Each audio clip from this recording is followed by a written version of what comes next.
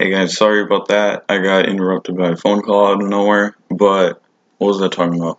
I was talking about the deaths, right? I was talking about Ian, character Ian, him and Aaron. They were like these two goths. I just like how they're like questioning death. Like, how the hell does that work? Like, death design is stupid. And there's no William Bloodworth. Who you don't if you don't know who that is, he's the coroner in the first two movies. He's played by Tony Todd. They don't have him. That's it's not a negative for me, but Tony Todd is in the movie. He voices the devil. There's like a statue of the devil outside the roller coaster because the roller coaster is called Devil's Flight, and then he's like, "You may never return from Devil's Flight." It was a horrible voice. His sounds way cooler, but and that was really cool. At least they had him in it.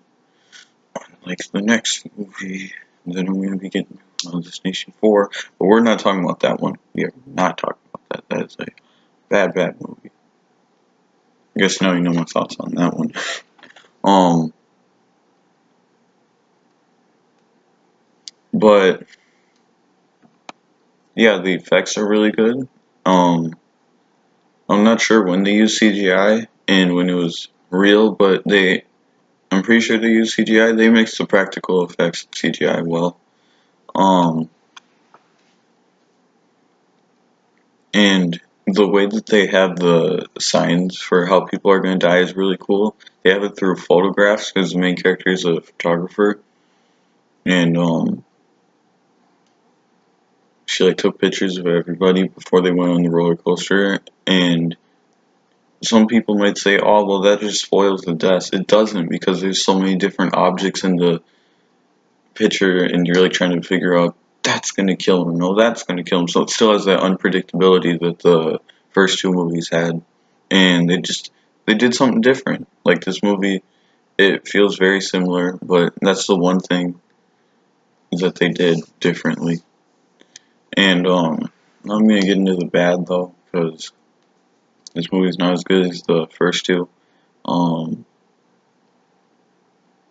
the deaths, I said they were really good, but they are very rushed. Like most of them go by very quick, except for the first one and the hardware store one. And some of the people in the movie, they they're like not even brought up, and then it's well, actually, it's just one person. It's like, hey, or they're like trying to figure out who's gonna die next or whatever, and then they just stand up and die, and then it's like, what?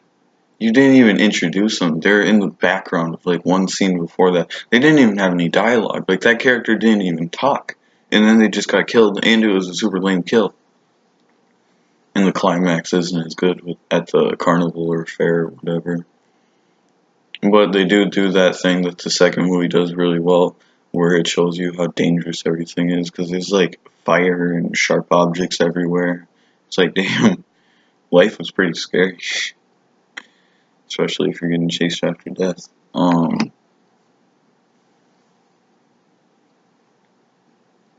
And also, this one doesn't really have a story. I mean, the first two movies, obviously, they didn't have like super compelling, strong stories, and they were still kind of about people dying. But the first movie is cool because it's the first. They're trying to work their way around. It's establishing all the mythology. In the second movie, they're building on that mythology, and it still has an actual story. Like they're trying to find all the people. The third movie, it's kind of just like going from death set piece to death set piece, and there's not really any breaks in between. I mean, there's a couple scenes where they're like, "Hey, let's look at the photographs or whatever," and yeah, it's kind of. Oh, and if you're wondering what I'm looking at the poster. I guess it's like gives me ideas on what I want to talk about. But yeah, overall, On Destination 3 is a good sequel, but it's a bit too generic, and it has good, it's pretty good kills, but they go by too a bit too quick. Like they don't have much suspense, and the characters are pretty good. It feels relatable in a way. Yeah, I've already talked about that. That sounds really weird to say because it's on this nation. How's that relatable? But Yeah, good kills, relatable characters and scenarios, but it just feels a bit too generic and it doesn't really have a story. So overall, I'm gonna give Final Destination 3 and 8 out of 10. It's good, but it's not as good as I remembered. I'm pretty sure it used to be my favorite, and that probably is just because of the kills. My favorite is either the third one or the second one. But yeah, I'm gonna see you next time for the Final Destination or Final Destination 4. So I'll see you soon. Bye.